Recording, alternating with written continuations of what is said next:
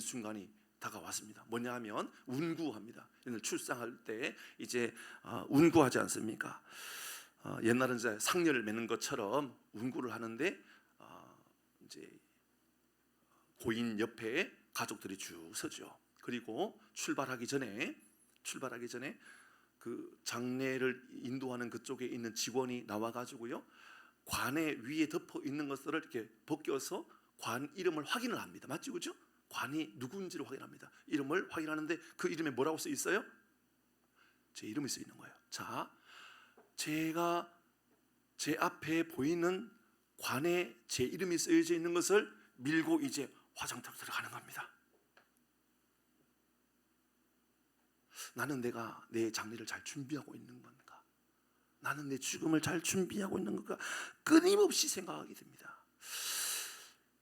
이런 장례는 꼭 제가 제 자신에게 장례한 것이라 생각하니 제 마음이 이렇게 내가 하나님의 나라를 갈 때에 나는 어떤 마음을 가지고 내가 준비해야 되는가, 이런 생각을 가지게 되었고요. 또 중요한 것은 예배를 드리면서 이게 보통 마음이 아닌 겁니다. 뭐냐 하면 하나님의 말씀을 증거하는데 하나님의 말씀이 제가 전하지만 제가 저에게 하는 이야기로 가장 강력하게, 특별히 제가 장례할 때마다 입관할 때나 혹은 이제 천국 환송 예배 드릴 때는 거의 대부분 이 시편 23편을 나누지 않습니까? 시편 23편 1절에서 6절 가운데 때로는 1절만 하기도 하고, 때로는 2절만 하기도 하고, 때로는 4절만 하기도 하고, 때로는 6절만 하기도 하고, 때로는 1절에서 6절 전부 하기도 하고, 때로는 1절에서 3절 혹은 4절에서 6절 이렇게 나누어서 많이 하는데, 이게 이제 보통 어려운 게 아닌 거예요.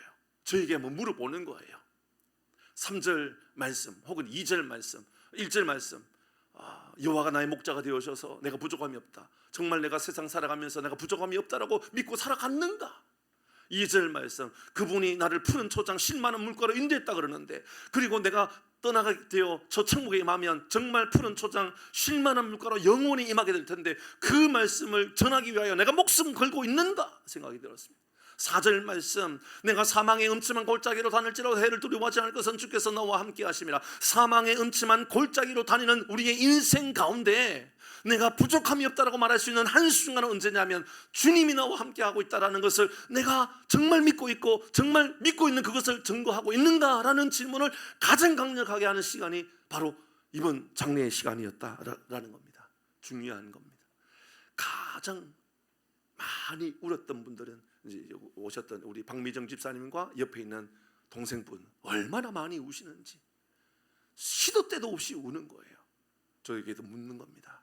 네가 만약에 저 관 안에 들어가서 너의 장래의 시신을 끌고 가면 너를 위하여 누가 울어줄 것 같니?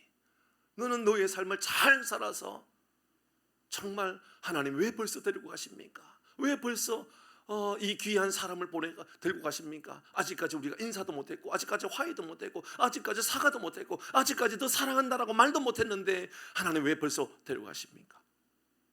그렇게 울어줄까? 아니면 이 땅에 너무 잘못 살고 너무 험악하게 살고 너무 잘못 살아가지고 여러분 그 사람 잘 죽었다를 뭐라고 말하죠? 좀 안 좋은 말로 하잖아요. 사람이 잘 뭐 하잖아요. 저는 표현 안 했습니다. 여러분 누군가는 아깝다, 저 사람 너무 아깝다라고, 저 사람 왜 벌써 갔을까라고 말하는 사람이 있고, 어떤 사람은 아이고 저 사람 빨리 떠나줘서 얼마나 다행인지 모른다, 귀신은 뭐 하는지 몰라, 저 사람 안 들고 하고, 이런 이야기도 하잖아요. 여러분 지금 어떻게 살아가고 있느냐가 얼마나 중요한지 모르는 시간이었습니다. 우리 장로님 두 분에게 기도를 부탁했습니다. 한 장로님께는 장로님 입관 예배에 기도를 해주십시오. 어떤 한 장로님에게는 장로님 천국 화성 예배에 기도를 해주십시오. 이 장로님 이제 갈등하기 시작하는 겁니다. 왜 갈등하기 시작할까요? 장례를 하면서 기도를 하는데, 하나님, 우리 장로님께서 이제 기도할 때 하나님의 이름을 부르고 나서 이제 고인의 이름을 말해야 되잖아요. 근데 그 이름이 누구예요? 그러니까 이제 갈등하는 거예요. 그래서 한 장로님은 차마 기도하면서 제 이름을 부르지 못했대요. 제 이름이 아니고 사실은 고 김정식 성도님인데, 그럼에도 불구하고 같은 이름이라서 한 분은 부르지 못했고요, 한 분은 부르기는 부르는데 정확하게 부르지를 못하더라고요. 좀 정확한 이름이 아닌 것 같은데 하여튼 제 이름을 부르긴 부르시더라고요. 그만큼 힘든 시간이었던 것은 사실이다 그 말입니다. 장례가 다 마치고 이제 화장 끝나고 이제 봉안당으로 이제 안장하기 위해서 이제 하남으로 마루공원으로 돌아왔습니다. 와가지고 이제 마음에 갈등이 들었던 겁니다. 뭐냐면 하나님, 이 안장할 때 봉안당에 안장할 때 이제 시립에서 할 때 하는 거하고 민간 할 때하고 다른 게, 민간은 본인이 원하는 데 이렇게 할 수 있지만 시립은 순서대로잖아요. 그냥 오는 순서대로 제일 위에서부터 쭉쭉쭉 내려온단 말입니다. 쭉 내려오면서 그냥 다 한다고요. 그러니까 내가 정할 수 있는 게 아무것도 없다고요. 그냥 국가에서 정해주는 대로 해야 된단 말입니다. 제 마음 안에 하나님, 그래도 가족들을 위로하고 싶은데 제일 밑에는 아니었으면 좋겠습니다. 제일 밑에는 아니었으면 좋겠습니다.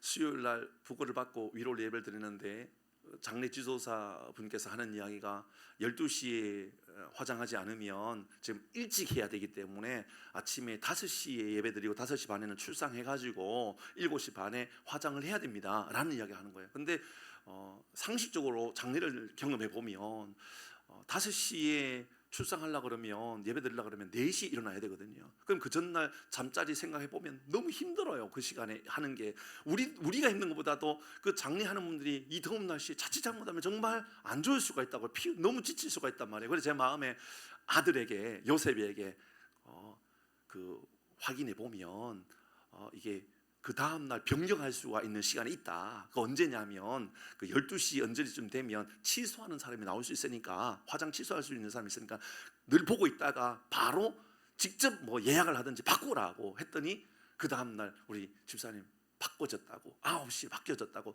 이제 말씀하신 거예요. 그래서 얼마나 다행인지 모르겠다. 이제 그런 시간을 보내고 이제 이 화장에 온 거예요. 그러니까 도착하니까 거의 1시 넘었죠. 1시 10분쯤 되어서 이제 도착했습니다. 이제 이 봉안당에 도착했습니다. 그리고 이제 안장하기 위해서 봤는데 위치가 어디였을까? 제일 꼭대기 위에 있던 거예요. 제일 위에. 박미중 집사님 찬양하더라고요. 저 높은 곳을 향하여 날마다 나아갑니다. 찬양하더라고요. 맞더라고요. 제일 높은 곳에 안장을 한 거예요. 근데 제가 소름 돋았어요. 만약에 새벽에 장례했다 그러면 어디다가 봉안했을 것 같아요? 제일 아래에 했었을 거예요. 왜냐하면 마루공원에서 하루에 출상하는 사람이 아침에요 6시, 7시, 8시에요 한 두어 팀이 나가거든요 늘. 그런데 일찍 안 나가고 한 두어 팀 나가고 나서 나가지 않았을까? 그렇게 생각해 보니까는 얼마나 다행인가. 이 얼마나 다행인가. 만약에 물론 제일 마지막에 뭐 안장한다고 문제될 건 하나도 없지요. 그러나 제일 위에 두니까 우리 마음 가운데 하나님, 우리도 천국을 바라보며 우리가 묻혀야 될 것, 우리가 봉헌해야 될 것, 저 높은 하나님의 나라가 되게 해주십시오. 이런 믿음의 고백으로 이제 고백하게 되는 거예요. 그러면서 저에게 이제 묻는 거예요. 너는 어디에 묻힐 것 같니? 이게 이제 남의 이야기로 들리지 않는단 말입니다. 너는 어디에 묻힐 것 같니? 여러분은 어떻습니까? 여러분은 어디에 묻힐 것 같습니까? 어떤 이들은 저 바다에 뿌려지기도 하고 나무에 뿌려지기도 하고, 어떤 이들은 이름도 찾을 수 없는 곳으로 그냥 그렇게 끝나기도 하고, 수많은 그 장래의 모습들을 보게 되지요.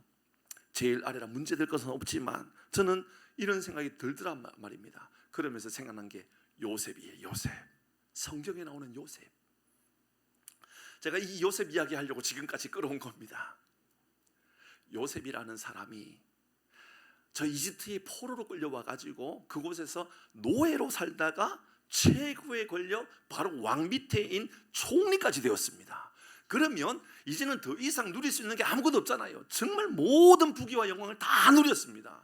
여러분, 한 나라의 대통령이 죽으면, 일반적으로 대통령이나 뭐 국무총리나 그분들이 죽으면, 여러분 내 마을에 뒷동산에 묻히고 싶을까요? 아니면 국가에서 인정해주는 저 현충원 같은 데 묻히고 싶을까요? 적어도 내가 이곳에서 대단한 사람이 되었으면 정말 그 모든 영광을 누리는 그곳에 내 시체가 좀 묻혀줬으면 좋겠다라는 생각 가지지 않겠습니까? 요셉도 마찬가지죠. 요셉도 내가 이 땅에서, 내가 이 애굽에 내가 노예로 끌려왔지만 그래도 내가 여기서 절 열심히 하나님께서 은혜 베풀어 주셔서 내가 총리가 되었으면 이곳에 묻히는 게 얼마나 영광스러울까요?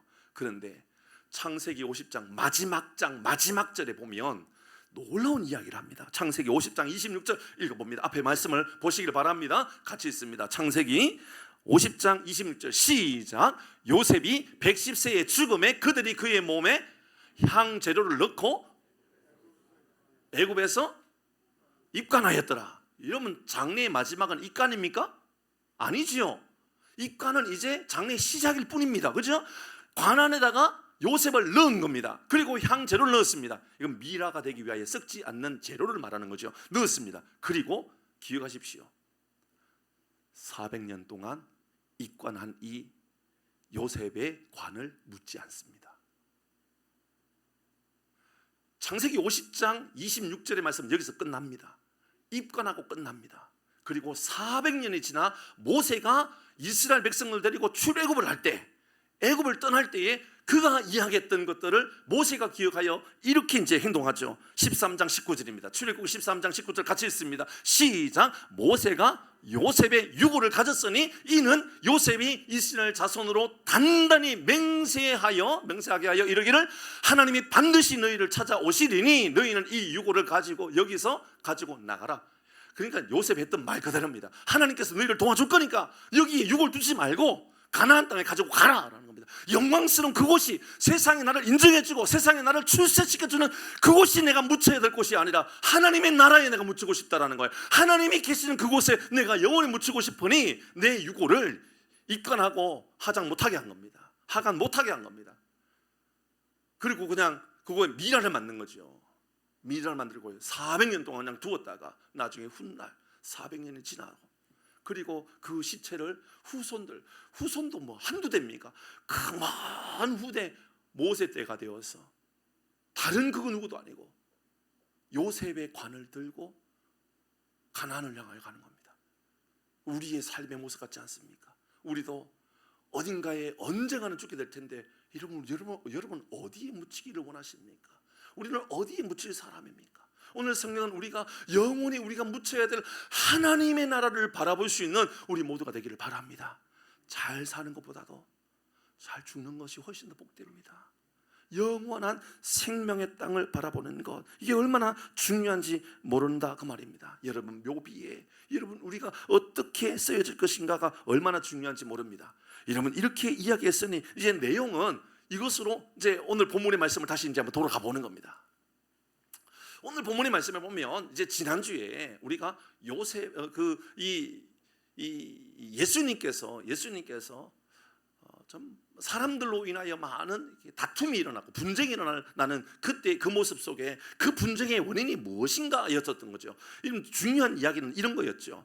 우리는 하나님의 음성을 듣고 살아가는 사람인가 아니면 마귀 사탄의 음성을 듣고 살아가는 사람인가에 대한 이야기였었습니다. 그러니까는 사탄의 음성을 듣고 살아가니까 분쟁이 일어나는 거예요. 자꾸만 다툼이 일어나는 거예요. 그런데 하나님의 음성을 듣고 살아가면 그게 공동체를 세우고 만들어지게 된다 그 이야기인 거죠. 잘 살아보면 잘 생각해 보면 여러분 어떤 사람은 살리는 사람이 있고 어떤 사람은 죽이는 사람이 있어요. 말로든 행동이든. 근데 그 사람이 살리는 사람이라면 하나님의 음성을 듣는 게 기뻐하는 사람일 것입니다. 그러나 사람을 죽이고 가족을 죽이고 관계를 죽이고 있다 그러면 그는 누구의 음성을 듣고 있는지를 기억해야 한다는 것이 지난주의 말씀이었죠.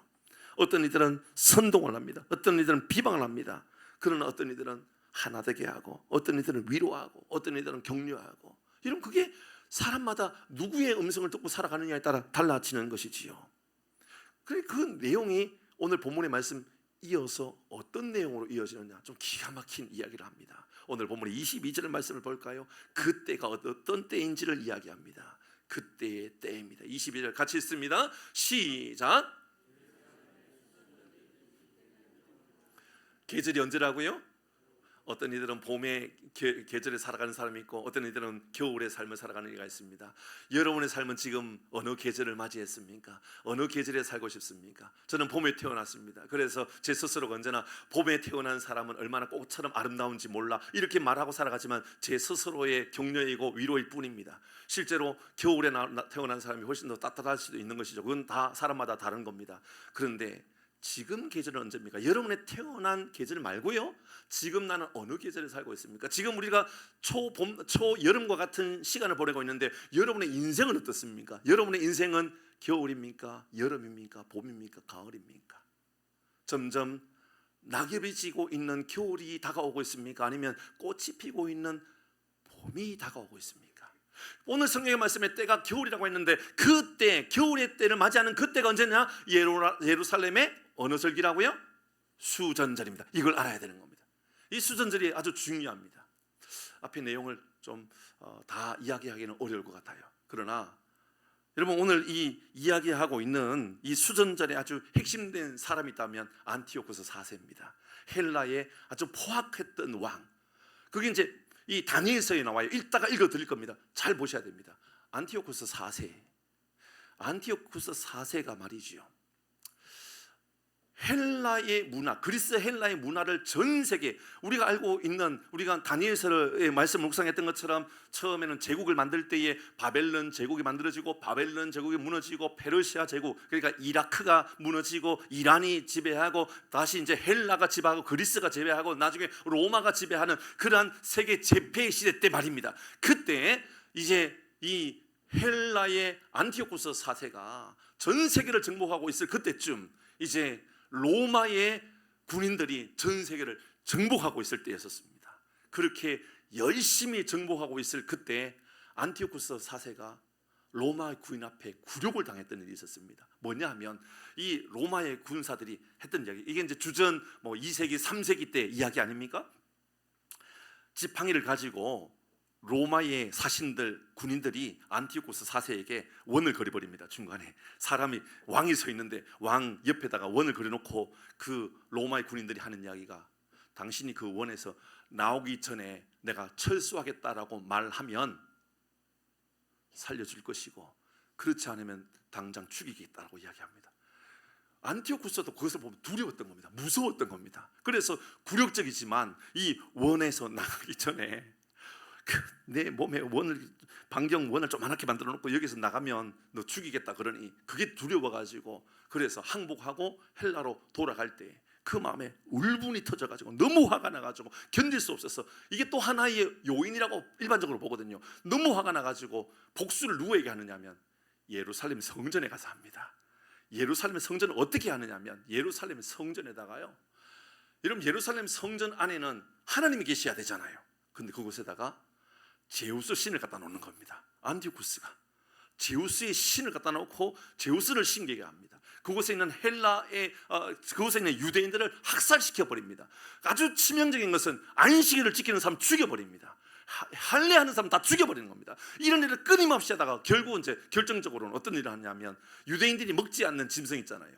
돼지고기 안 먹잖아요.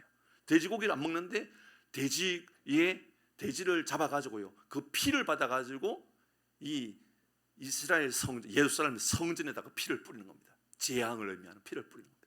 얼마나 악했는지, 이 안티오코스 4세의 이 악행을 요한계시록은 어떻게 표현하고 있느냐면, 그게 바로 일반적인 이제 신학자들은 적그리스도의 표상이다라는 이야기를 할 정도입니다. 근데 그런 일들이 있기 전에 이미 다니엘이 이 일이 있을 것이라고 예언을 했었어요. 이런 왕이 일어날 것이고 이런 굴욕을 당할 것이고 이 굴욕으로 인하여 예루살렘이 황폐해질 것이라고 하는 이야기를 담고 있는 게 다니엘 10장 31절입니다.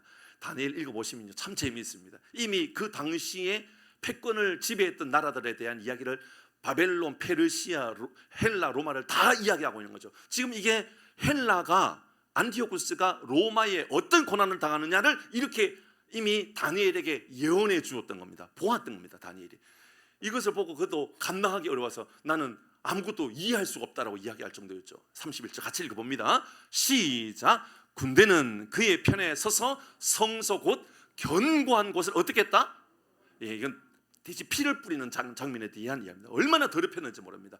그리고 매일 드리는 제사를 폐해버렸습니다. 예배도 못 드리겠습니다. 그리고 멸망하게 하는 가증한 것을 세웠습니다. 제우스를 안에다 세워버렸습니다. 그렇게 예루살렘이 다 무너져 버렸습니다. 근데 무너진 것으로 끝나지 않고 그 안에 유대인들이 일어나 3년 만에 예루살렘 성전이 다시 복원됩니다. 회복됩니다. 예루살렘 성전이 3년 만에 다시 복원된 그날을 기념하는 것이 수전절입니다. 한번 좀 띄워주시지요. 우리는 이렇게 부르는 거죠. 수전절입니다. 성전이 다시 세워진 날, 재건되어 날, 그날인 것이죠.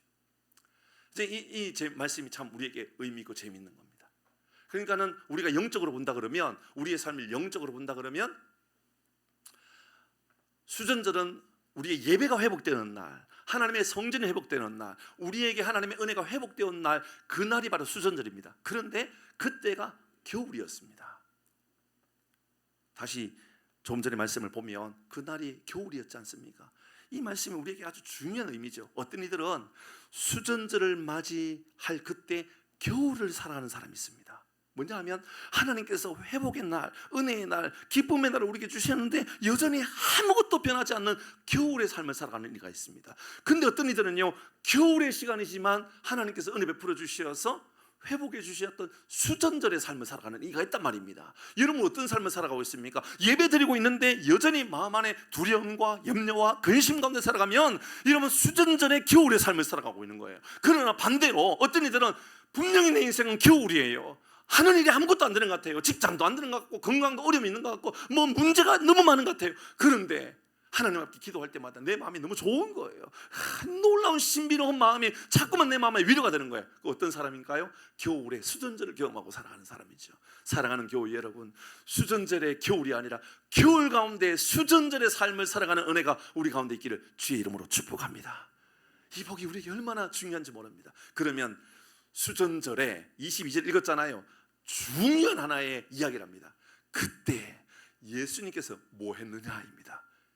23절 볼까요? 예수님께서요 이때요 뭐 했느냐? 중요합니다. 같이 읽습니다. 시작. 예수님께서 뭐 했다고요? 성전 안에 안 솔로몬 행각에서 뭐 했다고요? 거니셨다.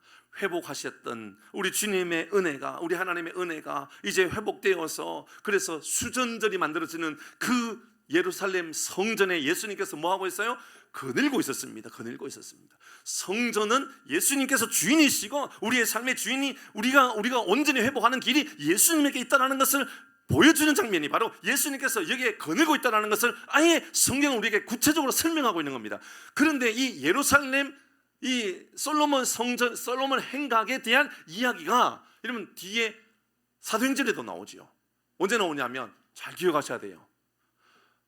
요한과 베드로와 요한이 제9시 기도 시간에 기도하기 위하여 성전에 올라가잖아요. 근데 성전에 가다가 보니까는 성전 미문에 나면서부터 안전민가 앉아가지고 구걸하는 거예요. 돈 한 푼 주십시오, 돈 한 푼 주십시오. 그 사람이 있어야 되는 것은 성전 안이어야 되는데 성전 안이 아니라 성전 미문에 그 많은 사람들이 모여있는 그곳에 앉아가지고 돈을 구하고 있었던 겁니다.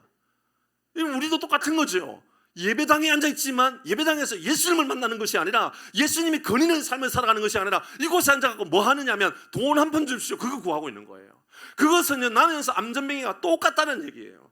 나면서 안전뱅이는요 성전 안에서 하나님 돈 한 푼 주십시오, 돈 한 푼 주십시오, 나 좀 살려주십시오, 나 건강 좀 주십시오, 그것만 구하고 있는 거예요. 진짜 중요한 것은 뭘 구해야 되느냐면 하나님 내 인생에 거닐어 주옵소서, 거닐어 주옵소서. 내 인생을 좀 주님께서 친히 다스려 주옵소서. 내 입술에 좀 거하여 주옵소서. 그래야 되죠.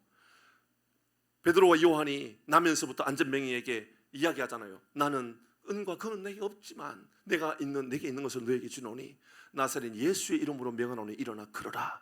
일어나서 뛰며 찬양하며 주님 앞에 달려가 나가게 되었죠. 바로 솔로몬 행각의 이 성전 안에 예수님께서 거닌다는 것은 우리의 삶에, 이런 우리의 입술에, 우리의 행동에, 우리의 모든 가정에 주님이 거니시는 삶을 살아갈 때 비로소 우리의 삶은 수전절이라는 것이 이루어진다 그 말입니다. 겨울의 삶을 살지 마시고 수전절의 삶을 살아가는 은혜가 우리 가운데 있기를 바랍니다. 그러려면 내 삶에 누가 거닐고 있는지를 돌아보아야 한다 그 말입니다. 내 삶을 다스리고 내 삶의 주인이 되어서 언제나 내 입술과 함께하고 있는 그분이 누군지, 나는 누구의 음성을 듣고 살아가는지, 내가 듣고 있는 것은 사단의 이야기인지 하나님의 음성을 듣고 살아가는지, 거닐고 있는 게 무엇인지를 기억하게 하는 말씀이지요.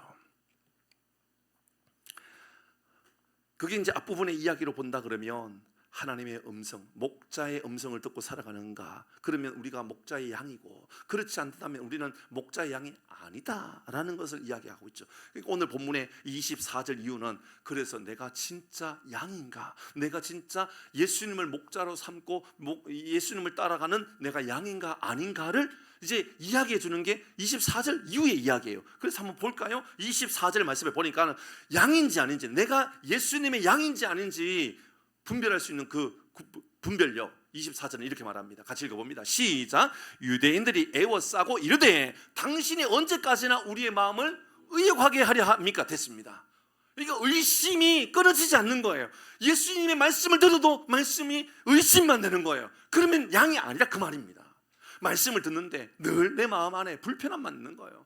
늘 내 마음 안에 말씀이 들려지지 않는 거예요. 의심만 드는 거예요. 그때 오늘 성경은 예수님께서 바로 양이 아니기 때문에, 예수님을 따르지 못하고 있기 때문에, 내 귀에 예수님이 거늘지 못하고 있기 때문에, 그래서 우리는 의욕만 남고 있다, 그 말을 하고 있는 거죠. 두 번째입니다. 25절 말씀을 볼까요? 25절은요 이렇게 이야기합니다. 시작. 예수께서 대답하시되 내가 너희에게 말하였으되 믿지 아니하는도다. 내가 내 아버지의 이름으로 행하는 일들이 나를 증거한다.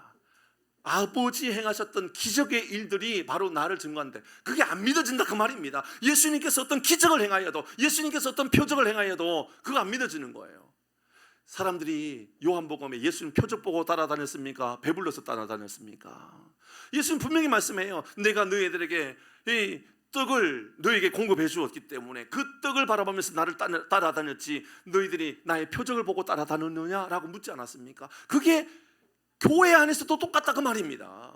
교회 안에, 교회를 다녀도 변하지 않는 이유는요, 내가 뭘 바라보고 따라가느냐 하면, 예수님이라고 하는 그분이 나의 메시아 구원자라고, 나의 모든 죄를 사해 줬다라고 하는 것을 믿고 나오는 것이 아니라, 그 성전 미문에 있었던 안쟁맹이처럼 내가 구하는 것은 떡 하나에 떡 받아 먹고 싶어서, 동전 한 입 받아 보고 싶어서, 조금 더 출세해 보고 싶어서, 그래서 나와 있다 그 말입니다. 그러니까 예수님께서 너희가 내 양인지 아닌지, 우리가 예수님을 목자로 따르고 있는지 따르지 못하는 이유가 어디 있느냐? 아버지의 이름으로 행하는 일들을 나를 증거한다. 그 증거조차도 믿지 못한다라는 것이죠. 요한복음 12장 37절의 말씀을 보십시오. 같이 읽습니다. 시작. 이렇게 많은 표적을 그들 앞에서 행하였으나 양이 아니면, 예수님을 따르는 양이 아니면요, 이게 안 보인다 그 말이에요. 못 따라간다 그 말입니다. 세 번째입니다. 26절 27절입니다. 같이 읽어봅니다. 26절 27절 시작. 내 양은 내 음성을 들으며, 우리가 양인지 예수님을 따르는 양인지 아닌지를 분간하는 중요한 것 중에 하나는 그분의 음성이 들리는지 안 들리는 거예요. 말씀을 들을 때요, 누가 전해도 들린다니까요. 여러분, 아무리 부족한 사람이 증거해도요, 하나님의 말씀은 들려요. 그런데 양이 아닐 때는 그게 안 들린단 말입니다. 말씀 얼마나 잘 조리 있게 전하느냐, 그것도 중요하지만 그보다 훨씬 더 중요한 것은 생명의 말씀을 들을 수 있는 귀가 있느냐 없느냐로 인하여 내가 예수님을 따르는 양인지 아닌지를 분간한다 그 말입니다. 사랑하는 교회 여러분, 어떤 순간 속에서도 하나님의 음성이 들려지는 삶을 우리 모두가 살아가기를 바랍니다. 지난주 주일날 저희 가족들 같이 올림픽 공원 갔었어요. 어떤 이들은 목사님 거기 왜 갑니까? 라고 이야기할 수 있을지 모르지만 들어보십시오. 제가 시위하러 간 거겠습니까? 아닙니다. 저는요, 좀 제가 지난주에 설교할 때 말씀드렸던 것처럼 오늘날 10대, 20대, 30대 제가 아주 친하게 지낸 어느 목사님은 자기는 너무 반대하고 있는데, 자기 아들 지금 30대인데 30대 두 아들이 매일 퇴근만 하면 그쪽에 가 있대요. 매일. 자기는 반대하지만 지금 그러나 10대, 20대, 30대 아이들이 그곳에 그렇게 많이 몰려와 있다면, 그리고 그들이 2026년도에 맞이하는 민주화 운동의 현장이 바로 여기라고 그 아이들이 말하고 있다면 한 번은 봐야만 될 거 아니에요. 진짜인지, 그게 진짜 그들이 뭘 말하고 있는지 봐야만 될 거 아니에요. 그건 멀리 그냥 매스컴에서 말하는 게 우리가 진짜인지 가짜인지 어떻게 합니까? 보지 않고서 보고 싶었던 거예요. 그걸 가보았어요. 많더군요. 수만 명이 모여있더군요. 매스컴에서 말하고 있는 거하고 좀 많이 다르다라는 생각이 들었어요. 수만 명이, 주일날 저녁이라 그런지 수만 명이 모여있더군요. 올림픽 공원 안에요, 핸드볼 경기장을 중심으로 그 정문 앞에 수천 명의 사람들이 모여가지고요, 부정선거 막 외치면서 막 하고 있고요, 돌아가면서 그 옆에도 또 수천 명이 모여있고 그 옆에도 또 수천 명 모여있고 한 5군데 6군데에 그런 사람들이 모여가지고 그렇게 외치고 있어요. 그리고 그늘 밑에는 수천 명의 사람들이, 그늘 밑에는 수천 명의 사람들이요, 앉아가지고 있기도 하고 누워있기도 하고 자고 있기도 하고 그래요. 돌아가면서 하기 위해서. 와, 얼마나 한시도 눈물이 안 나는 시간이 없을 정도로 눈물밖에 안 나더라고요, 보는데. 그런데 핸드볼 경기장과 체조 경기장 사이의 공간이 꽤 넓은 공간이거든요. 그곳에도 수백 명, 뭐 1000명은 넘지 않을까 모르겠는데요, 수백 명의 사람들이 모여가지고 그곳에 있더라고요. 예배자들이더라고요. 예배. 10대, 20대, 30대 아이들이 기타 하나에 찬양하면서 우리가 알고 있는 정말 은혜로운 찬양을 하면서 그들이 예배하고 찬양하고 무릎 꿇고 기도하고 계속해서 그런 시간을 가지는 거예요. 제가 목사기 때문이 아니라 그래도 저도 똑같은 마음이라 그러면 제가 이곳에 와가지고 시위해야 되겠다가 아니라 이곳에서 저들과 함께 예배해야 되겠다. 그래서 다른 곳보다도 예배자의 자리에 제가 한 1시간 이상 계속 있었던 것 같아요. 찬양하고 기도하고 찬양하고 기도 계속 있는데, 서가지고 이제 제 아내는 이제 앞에 있었고 제 아들도 있었고 찬양하고 있는데, 기도하고 있는데 갑자기 누군가가 옆에 다가온 거예요. 다가와가지고 목사님이시지요 그러더라고요. 저 목사니까. 근데 그분이 겉으로만 봐도 목사가 표시나요? 얼마나 다행이에요. 겉으로도 목사라고 표시나니까, 물론 제가 양복은 입었지만 넥타이는 안 맸고 좀 편안하게 그렇게 예배하고 있었어요. 근데 목사님이시죠? 예, 맞습니다. 보니까 스님이에요. 스님이 저에게 목사님이시지요. 그 다음에 이야기입니다. 목사님, 한국은 교회가 살리고 있었습니다. 스님이 하는 이야기예요. 한국은 교회가 살리고 있었습니다. 예전이나 지금이나 한국은 교회가 살리고 있고 교회가 지금도 살리고 있습니다. 보십시오. 그래서 그 스님이 저에게, 목사님이 다 데리고 왔습니까? 아니요. 저는 우리 가족만 왔고요. 다 다른 교인들일 겁니다. 이분이 정말 감동적이고 정말 놀랍네요. 이 스님이 저한테 하는 이야기예요. 그리고 우리가 한 1시간 정도 찬양하고 자리를 떠날 때 그 스님은 이 예배자의 자리에서 떠나지 않는 거예요. 계속 여기 있고 저기 있고. 그분이 찬양을 알까요? 기도를 알까요? 그렇게 한 1시간 2시간 시간을 보내고 저희들이 귀가했습니다. 귀가하고 수요일 날 저녁에 수요 예배 마치고 집에 가는 길에, 집에 가기 직전에 유튜브를 딱 켰는데 유튜브에 그분이 나와요. 그 스님이. 그 스님이 유튜브에 나오는 것을 보고요, 제가 자리에 퍽 주저앉아 버렸어요. 그 유튜브를 여러분에게 보여드려야 되겠어요. 1분짜리니까요. 보십시오. 그분이 어떤 일이 일어났는지 보겠습니다.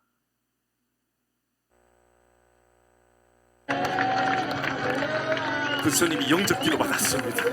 예수님을 믿기로 했습니다. 하나님, 이 귀한 하나님의 아들이 지금까지 인생을 방황하다가 하나님께 돌아왔습니다. 어제 복음을 들었고 예수님을 왕이요 나의 구세주로 받아들였습니다. 하나님의 아들이 내일 생일인데 진정한 생일은 하나님 다시 태어난 오늘, 어제 하나님 그렇게 이 아들이 다시 태어났습니다. 하나님 천하보다 귀하다고 말씀하신 하나님 품에 돌아왔으니 아버지 하늘에서 천국잔치를 베풀어 주셔서 하나님의 아들의 모든 삶이 지금부터 영원까지 완전히 바뀌고 예수님만 따라가며 예수님을 보기 원하여 달려가며 하나님 그렇게 하나님의 아들로서 이렇게 나아갈 수 있도록 이 아들의 모든 삶을 이끌어 주시기를 원합니다. 하나님 이 아들 지금까지 묶여있던 모든 묶임들을 끊어주시고 이제는 예수 이름 안에서 완전한 자유요 하나님의 상속자로 하나님의 아들이 영원한 기쁨과 자유함 안에서 살아가도록 성령 하나님 이 시간에 기름 부어주시기를 원합니다. 이 아들이 하나님의 것입니다. 이 아들이 하나님의 것입니다. 이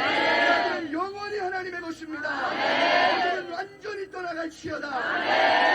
예수님은 완전히 떠나갈지어다. 이 아들을 새롭게 하시고 하나님 나라를 위한 아름다운 주의 사람으로 계속해서 바꿔주시고 영광 가운데 풍성하게 무엇보다 예수님을 깊이 아는 하나님 그런 은혜와 은총이 아들에게 부어지게 하십시오. 감사와 찬송 드립니다. 예수님의 이름으로 축복하며 기도합니다.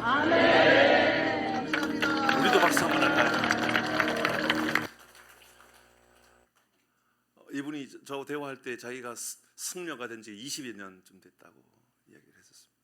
그런데 자기는 이 올림픽 공원의 그 현장의 모습을 보면서 자기 삶이 다 무너져 버렸다.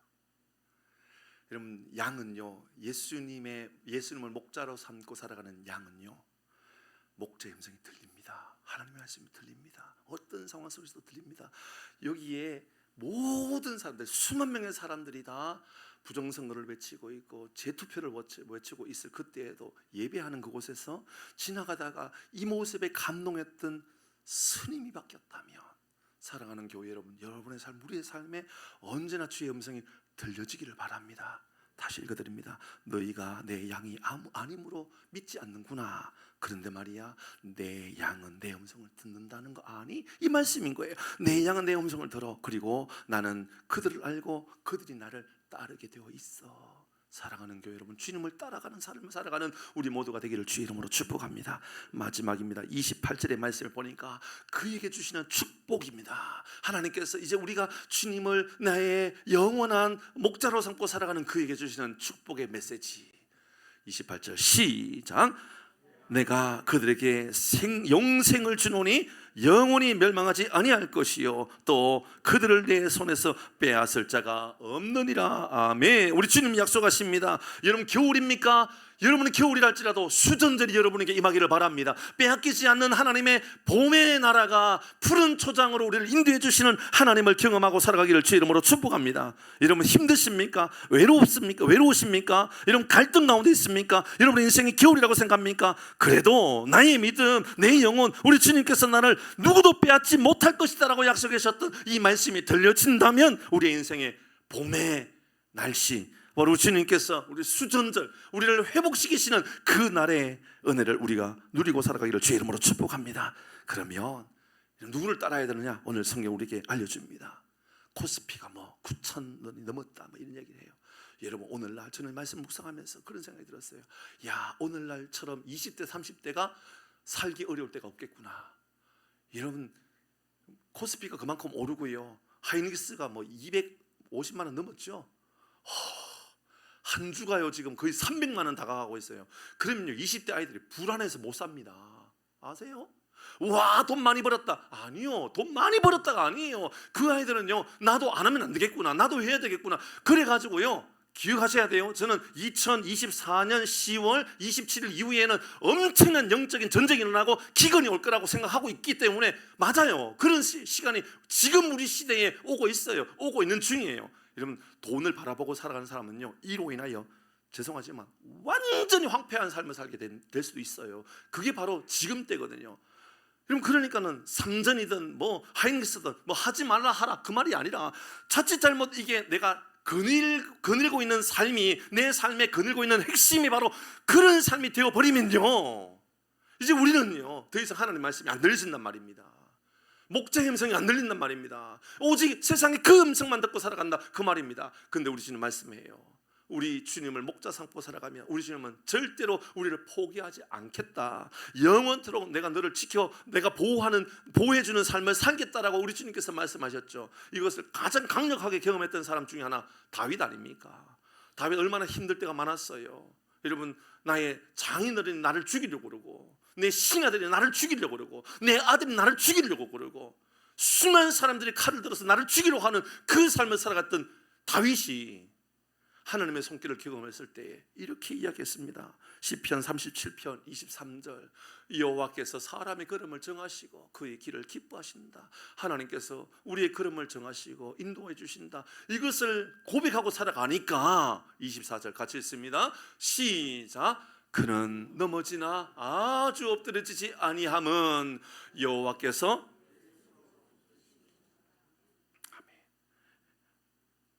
이거 여기다 세우는 방법 아세요?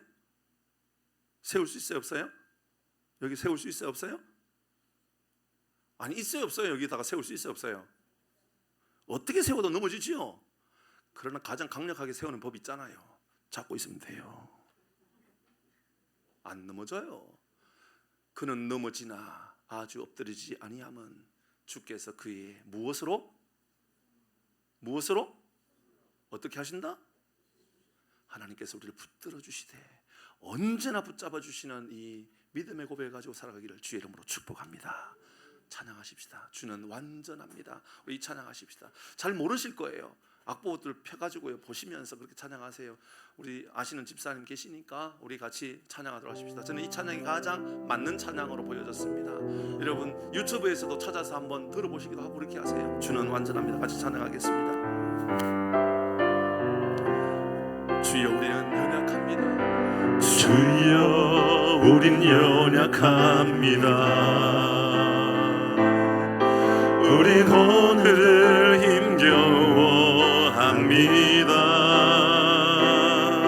주 뜻 이루며 살기에 부족합니다. 우린 연약합니다. 주여 우린 넘어집니다. 주여 우린 넘어집니다. 오늘 하루 또 실수합니다. 주의 긍휼을 구하는 죄인입니다. 우리 주만 바라봅니다. 아멘.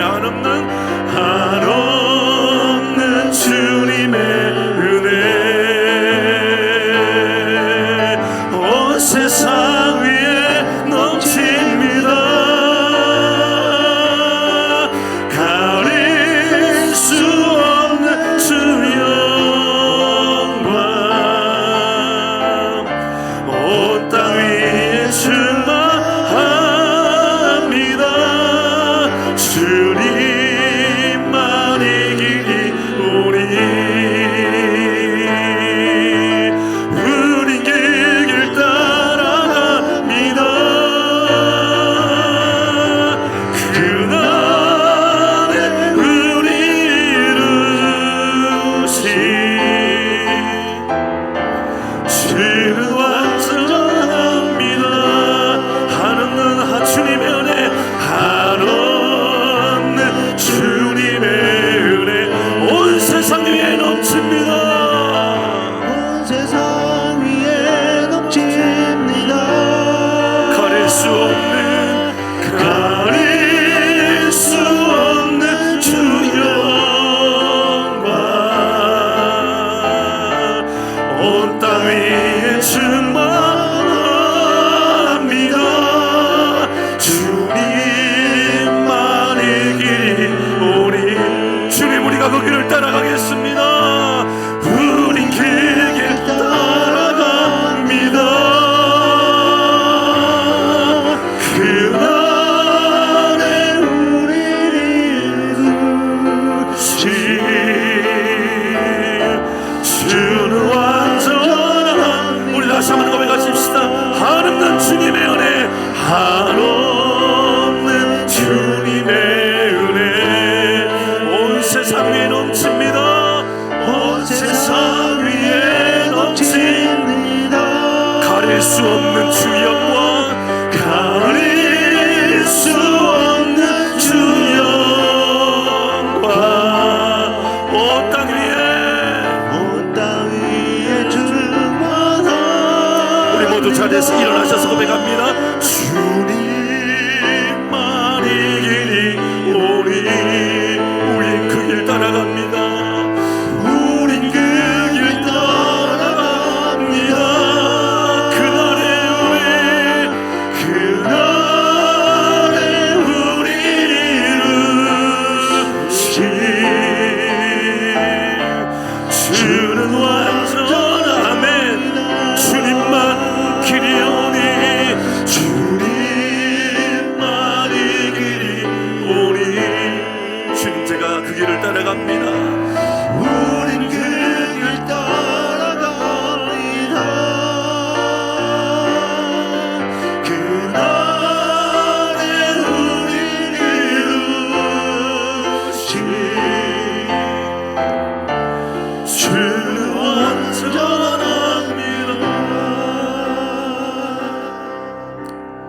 여러분 혹시 여러분의 영혼의 계절은 언제입니까? 여러분의 가정은 어느 계절에 살고 있나요? 여러분의 관계는 어느 계절에 있나요? 여러분의 생각은, 여러분의 입술은, 여러분의 삶은, 여러분의 직장은 어느 계절에 있나요? 우리 주님은 그 계절 겨울이라 할지라도 수전절의 계절을 우리에게 약속하고 있다. 그것은요, 어떤 성전의 재건에 대한 이야기가 아니라 우리가 느헤미야나 또 다른 성경에서도 그렇게 열심히 보았던 것처럼 가장 핵심이 되는 것은 성전의 재건이란 내 영혼에 주님께서 거늘게 하는 것을 재건하는 겁니다. 내 입술에 말씀을 거늘게 하고, 내 생각에 주님을 거늘게 하고, 내 가정에, 우리 직장에 주님을 거늘게 하는 삶을 살아가는 것, 그때 비로소 우리는 수전절을 경험하게 되는 것이지요. 사랑하는 교회 여러분, 세상에 넘어지게 하는 수만 가지들, 유혹과 핍박과 공격과 그 가운데도 하나님, 우리 주님만 나를 완전하게 하시고 주님만 나의 목자가 되시고 주님만 나를 은혜의 길로 인도해 주시는 주님이신 줄 믿습니다.